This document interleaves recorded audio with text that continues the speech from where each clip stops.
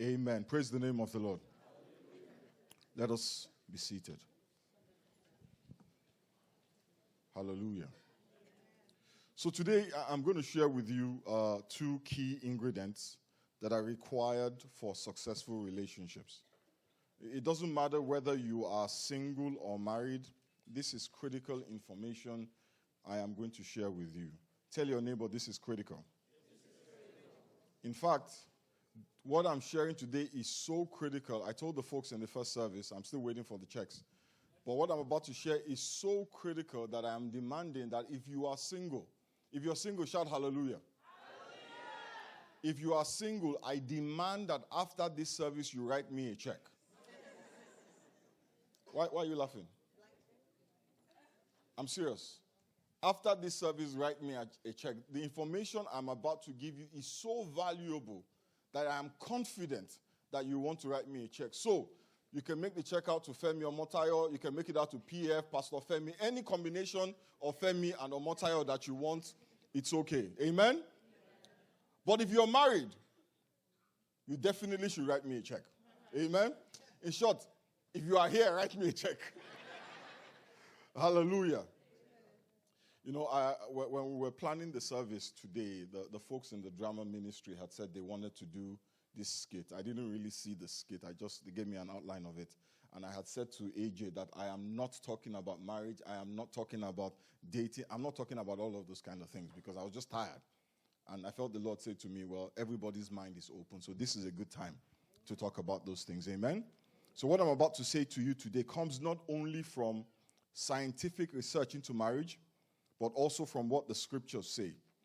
And what I will be saying, what I will be sharing, applies in any relationship between men and women where you basically care about the other person. If you don't care about the other person, then this does not apply. But if you care, this applies. Amen? So we're talking about the two key ingredients for marriage, for successful relationships. The University of Washington did a research. There was a program where they studied 2,000 couples for 20 years. Think about that, 2,000 couples for 20 years.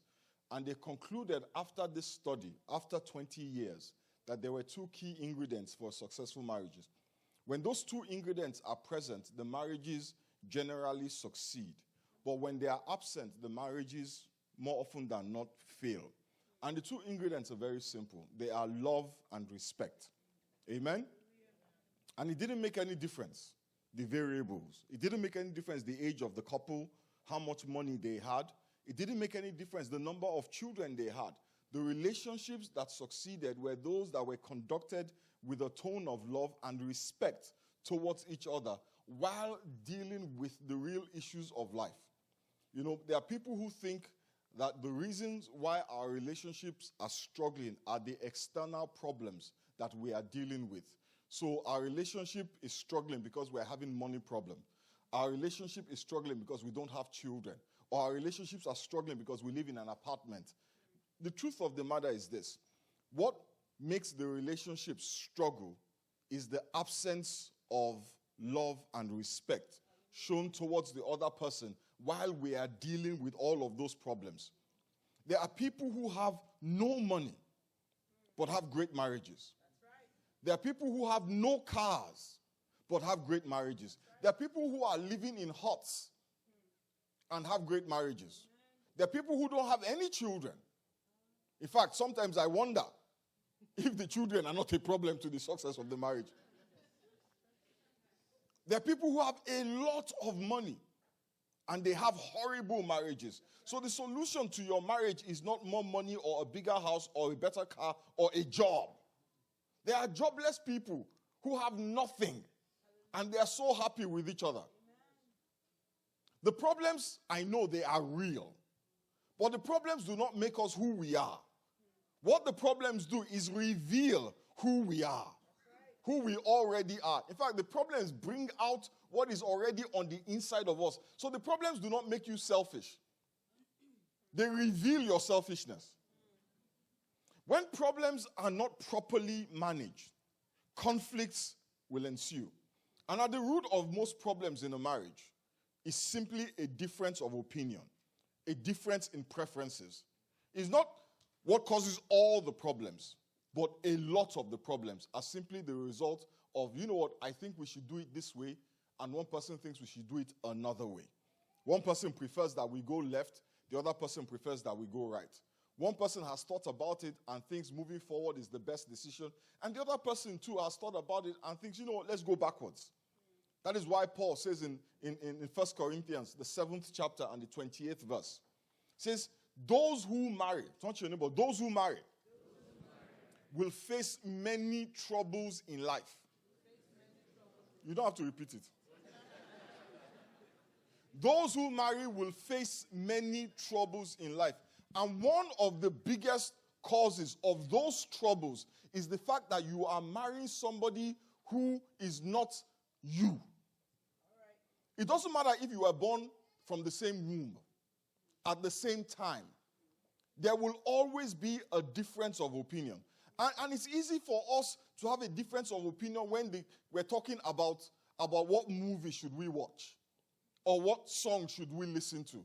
The stakes are very minimal in those kind of situations. But when we're talking about how do we discipline the child or what do we spend all our savings on, all of a sudden the stakes are high because you contributed 60% of those savings and you know how much you sweat to make that contribution. So you're not just going to say, well, whatever, because the stakes are high. But really, if you break it down to its smallest factor, it is a difference of perspective, a difference of opinion. Amen? And if those differences are not properly managed, then you've got a problem. And when the problems are not properly managed, you've got conflict. And the study found that 85% of men withdraw or disengage during a conflict.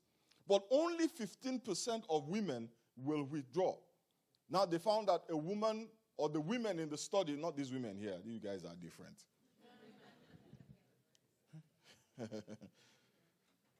The study found that the women withdraw from an argument or from conflict out of fear. Fear that their emotions are going to be dismissed, that they are going to be put down, that they are going to be shut down. And because of that sense that, you know what, this is a waste of time. This will not achieve anything. This will only get me belittled. This will only get me demeaned. She shuts down. Not because she does not want to, but because she feels that there's no point. Because she feels it's a waste of time. And she doesn't expect any positive or useful interaction or result from that conflict. So for a lot of women, the decision to withdraw occurs after various attempts, after the many attempts that they have made to connect does not yield any results. Now, men, on the other hand, withdraw for different reasons. The research discovered that when men are in these conflicted moments, their heartbeats increase. 99 beats per minute or per second, I don't even know. It increases dramatically. And something called adrenaline starts to pump into his veins.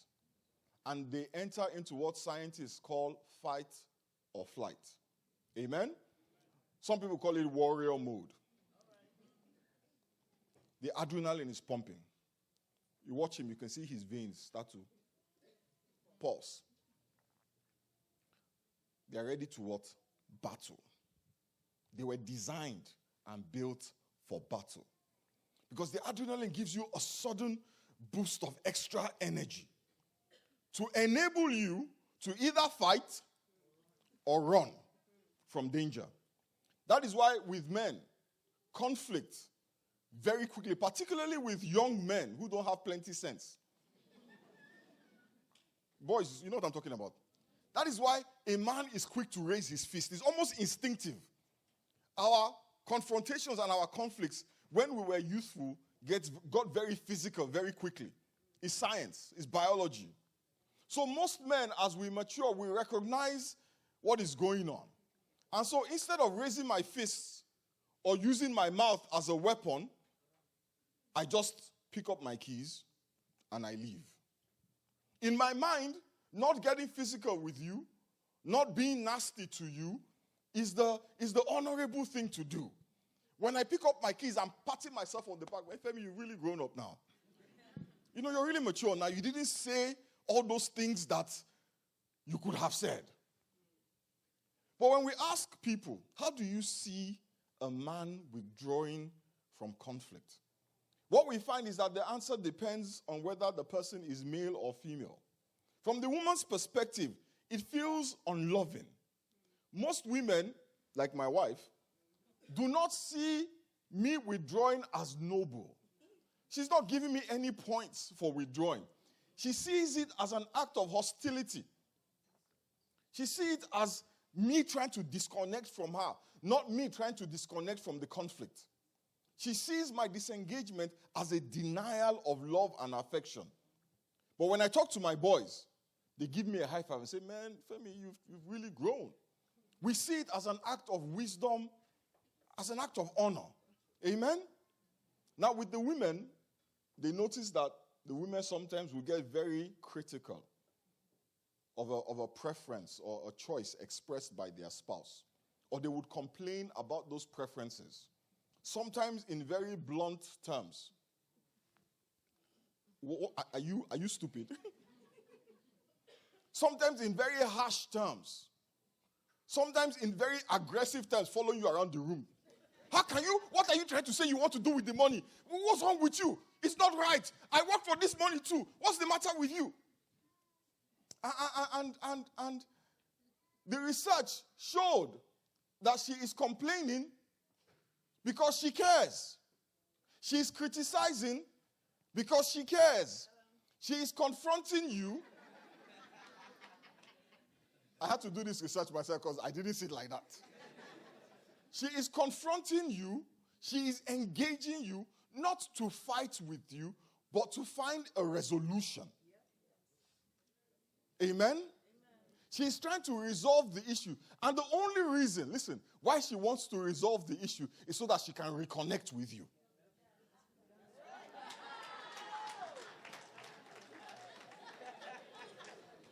But when you ask the men, when you ask people again, what is your opinion of the criticism, of the complaining, of the whining and the whinging and the nagging? You can see I'm a man. The men did not feel like she was trying to reconnect. They did not feel like she was trying to resolve. Their conclusion was that she was being disrespectful. Amen? Their conclusion was, this woman does not respect me. When you say, but she loves you, they are not interested. She does not respect me. And if you're married, you realize that more often than not, when you're quarreling, the first thing your husband says, you're very disrespectful. Every argument comes back to one thing: respect. Why? With a woman, every argument comes back to love. And this is the thing. Neither answer is wrong. We're just different. And we see things differently. That is the way we were built. I don't choose to look at your actions in those terms. That is just how I see it. And just as she doesn't choose to see your actions in those terms, that is just the way that God made her. Another research asked 7,000 people this question. When you're in a conflict with your spouse, do you feel unloved at that moment or disrespected? 83% of the men said they felt disrespected. 72% of the women said they feel unloved. Now, what all of this research does is illustrate that men need respect and women need love. And that is why most marriage counselors, any marriage counselor worth their salt will tell you that the primary, not the only, but the primary need for most men is not sex. I know the movies pretend and give us the impression that men are just horn dogs. And that is all they think about. And they make it seem like just once he has sex, he's okay. Keep on living. The primary need of most men is not sex. And it is not food.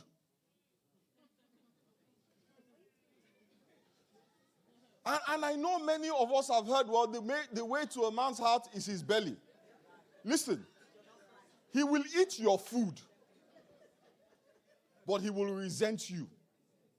He will eat your food because his body compels him to eat your food. He may even sleep with you because his body compels him, but I promise you, he's waiting for you in front.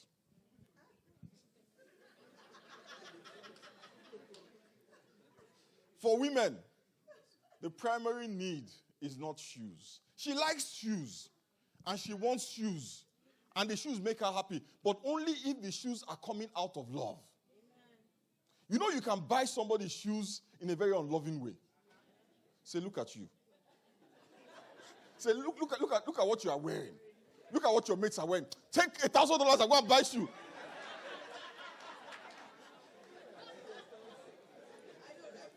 Listen. She will buy the shoes. She will buy the shoes. Right? But in her heart, there's something missing. We think that once a woman has a hair salon, she's good. You know, you can tell somebody that, look at your hair. What kind of nonsense is this on your head? Why do you want to disgrace me? Will you go and fix your hair? Is it coming from love? No. But she's getting her hair did. She's got her shoes on. But at the end of the day, it is the love that makes those things that you do of any effect. Let's look at what the Bible has to say. We've looked at the science. Let's look at the scriptures. Ephesians 5:33.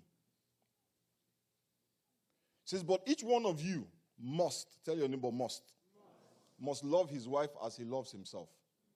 And the wife must respect her husband. The word translated as love in this verse is a Greek word pronounced agapato. Agapato comes from agape, which I'm sure many of us, not all of us, but some of us have heard before. Agapato simply means to love, or more accurately, to agape. And agape, my brothers and sisters, simply means to love like God loves. And God doesn't leave it to you and I to define love. Yeah? Because sometimes we will define love based on our experiences. And some of us have had some really jacked up experiences. Did I just say that? Okay, yeah. 1 Corinthians 13, verses 4 to 7. The Bible says, love is patient. Love is kind. Love does not envy. It does not boast. It is not proud. It does not dishonor others. It is not self-seeking. It is not easily angered. It keeps no record of wrongs. Love does not delight in evil, but rejoices with the truth. It always protects, always trusts, always hopes, and always perseveres. In these verses, the Bible is showing us the attributes of God's love. And what agapato simply means is men. Turn to the person sitting next to you. If he's a man, say, man. Or better to say, guy.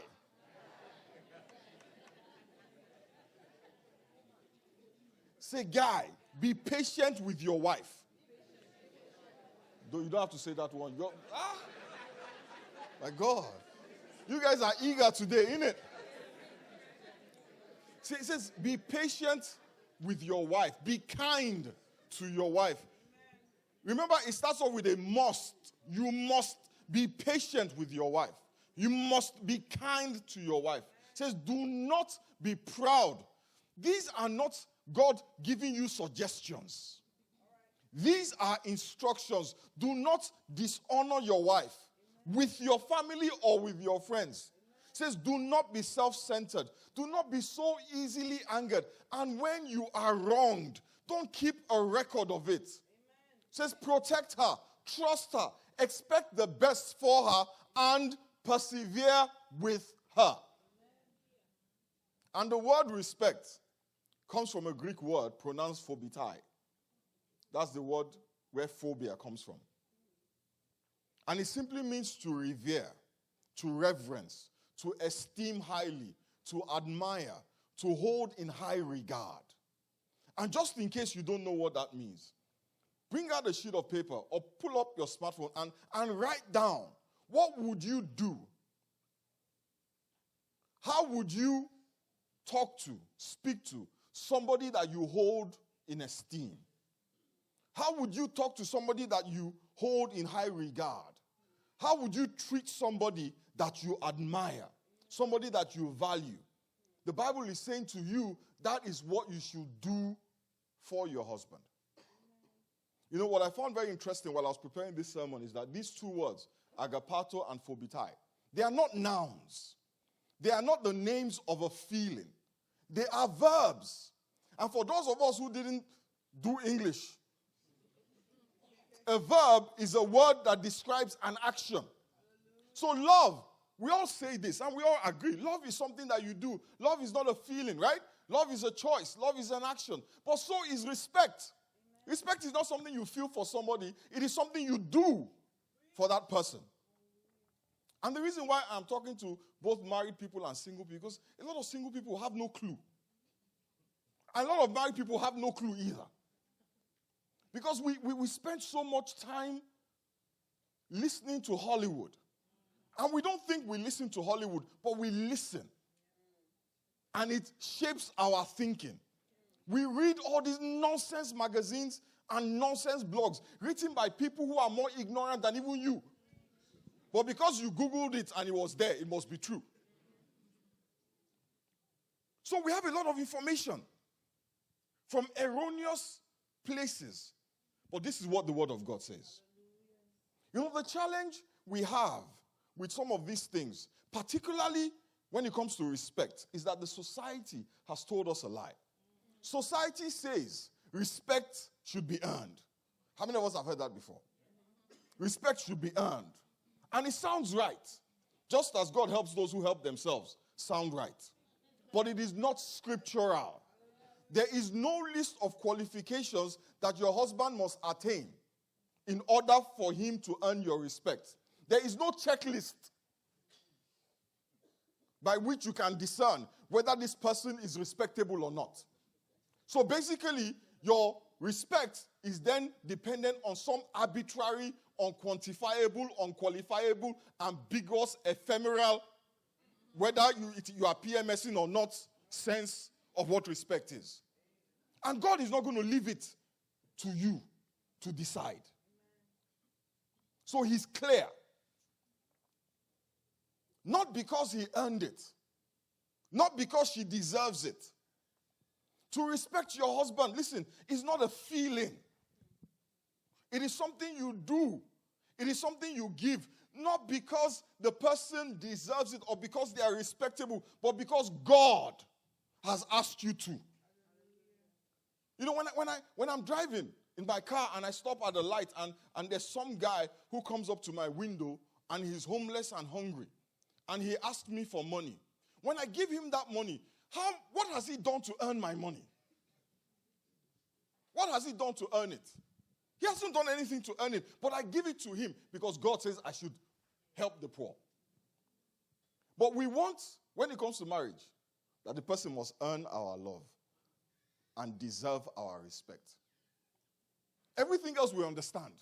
God says we should do it, so we do it. Even when you think, look at this person. It's okay.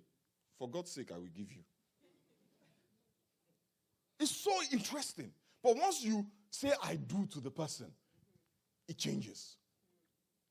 Say, Pastor, I can't respect that guy. Pastor, I can never love that woman. You don't know her. Because what you are seeing in church, that's not the real person. No.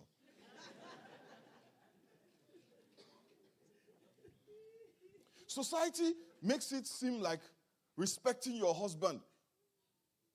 Society implies that when you respect him, somehow you become inferior and he's superior. Somehow you are less than. But listen, obedience to God never makes anybody inferior. On the contrary, the Bible is very clear that when we obey God, we are demonstrating humility to God. And look at what the Bible says about humility. 1 Peter chapter 5 and verse 6. It says, humble yourselves, therefore, under God's mighty hand, so that in due time he may exalt you. Matthew 23 verse 12 says, those who exalt themselves will be humbled, and those who humble themselves will be exalted. And that's talking about respect. But I've also heard a lot of men say, Pastor, I cannot love my wife like that. I know what 1 Corinthians 13 says. But I just can't because you don't know her. And then they proceed to give me a laundry list of reasons why she doesn't deserve their love. But I want to tell men something very important. Married or single, love is not a feeling. Love is a choice. Forget what Valentine's Day tries to frame love as. Love is not a feeling. Love is a choice that you make to do certain things and behave in certain ways. My behavior is my choice. My actions are my choice. And I do what I do not because the other person deserves it. I do it because God demands it. I don't do it because of them. I do it because of God. So my behavior is consistent. Why? Not because they are consistent, but because God is constant. God is the yardstick with which I measure my actions. Is God still merciful? Is God still gracious? Is God still loving? Is God still faithful? Is God still blessing me? Then I have no excuse to say, well, God is blessing me, but you? So when we say the reason I do not love is because she's disrespectful. No, it's because you choose not to love. Or the reason I'm so disrespectful is because he's so unloving. No, you choose not to be respectful. You cannot justify your disobedience by pointing to the person you are married to. Let's be honest. If you've got problems with loving and respecting, or with love and respect, it's a spiritual issue, not a marital issue. Because it's an obedience issue.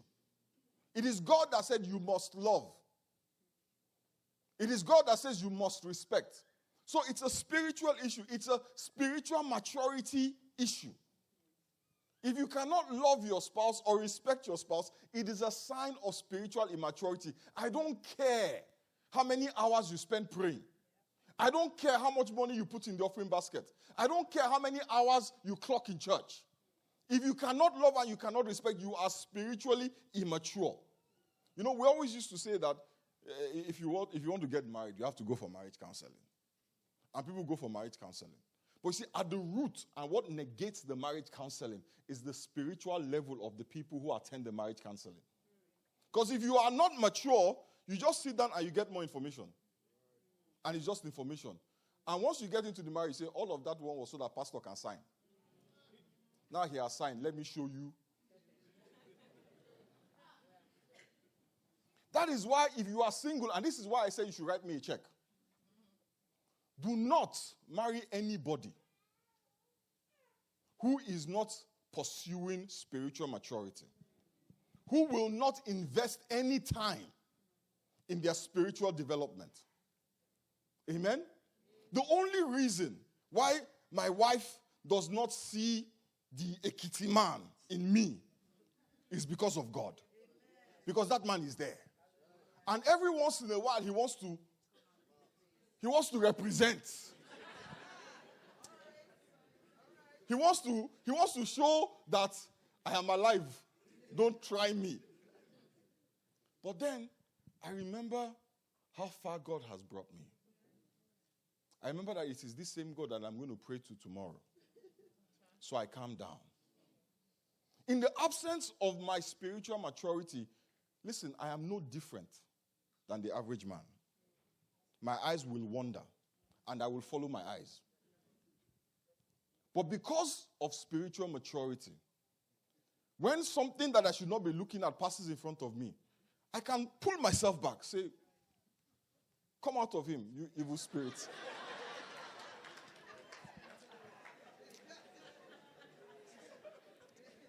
Amen?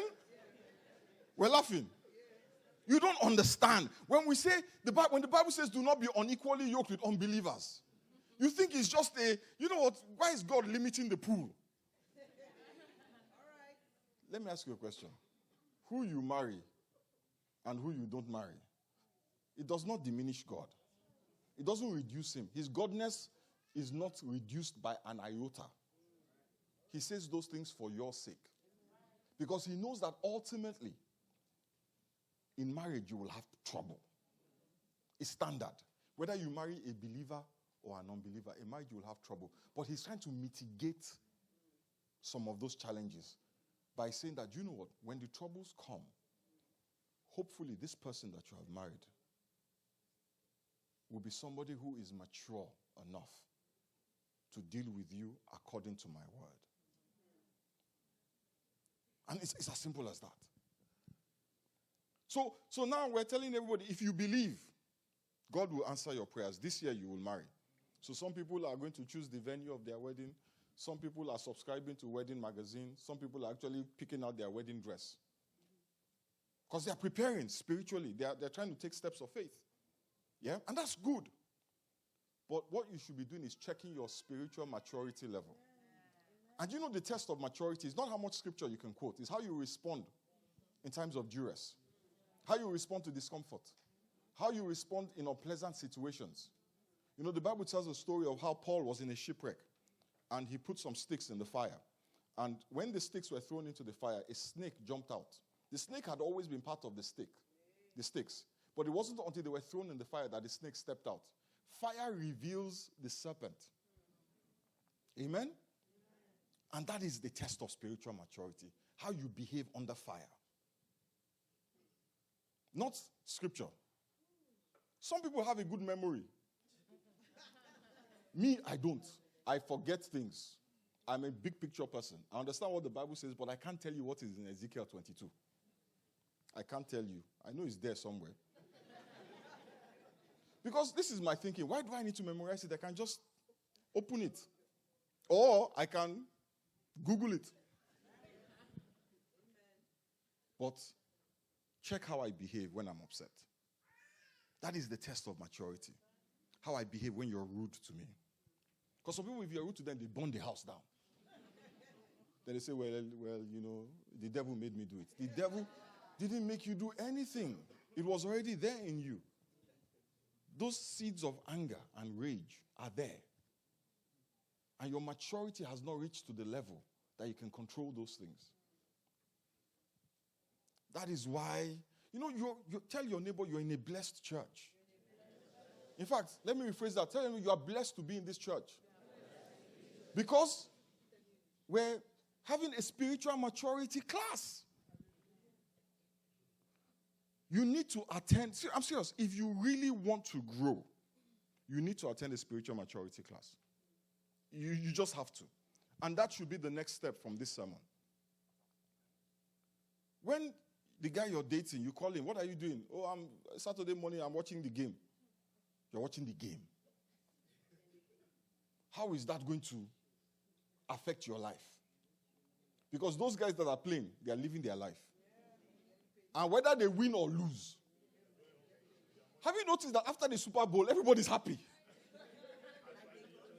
The winners are happy.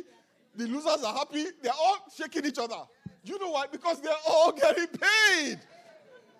Millions. But you won't sleep.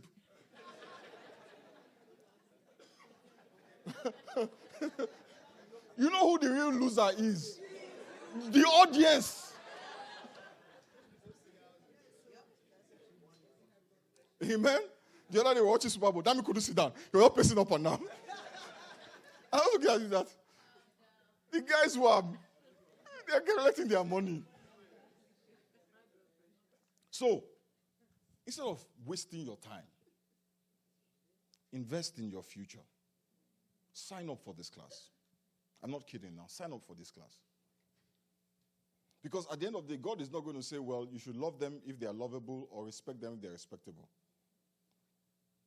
He just says you must love your spouse.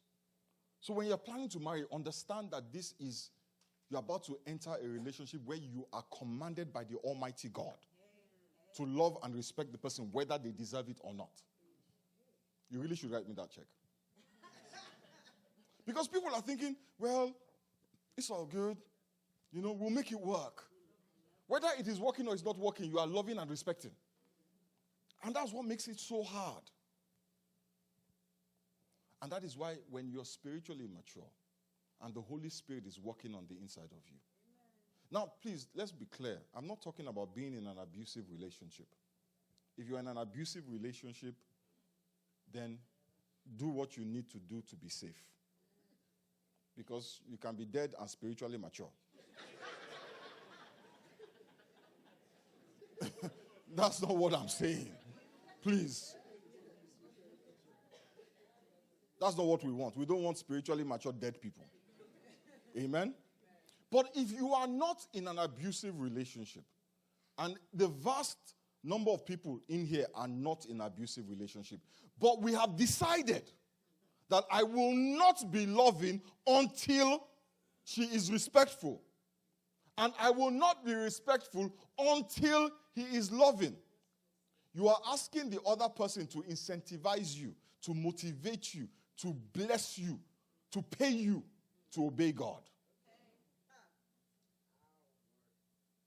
It doesn't work that way. It never did, and it never will. And you know what is so beautiful about it, as I close?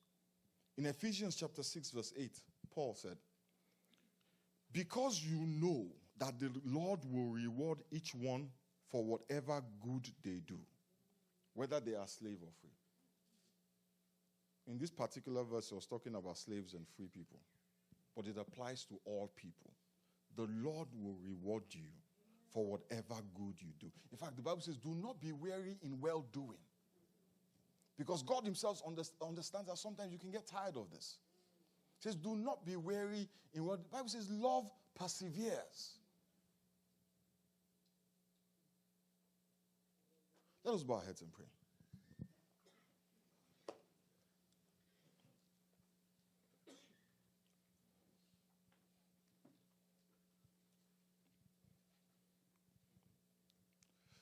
Father, we thank you and we bless you. Almighty Father, we give you praise. We thank you for all your children who are here this morning. We thank you because we know you have a plan for our lives. We thank you because we know that you love us. Almighty God, I just pray for each and every one of us that you will give us the wisdom, the knowledge, the grace, the understanding to see your word as a lamp unto our feet and light unto our path. Lord, there are circumstances that occur that are beyond our control. But Lord, as much as it is up to us, let us walk in obedience to your word and to your will. That, Father, we may receive all that you have ordained for us. We give you praise and we give you glory. In the mighty name of Jesus we pray. Amen. Praise the name of the Lord.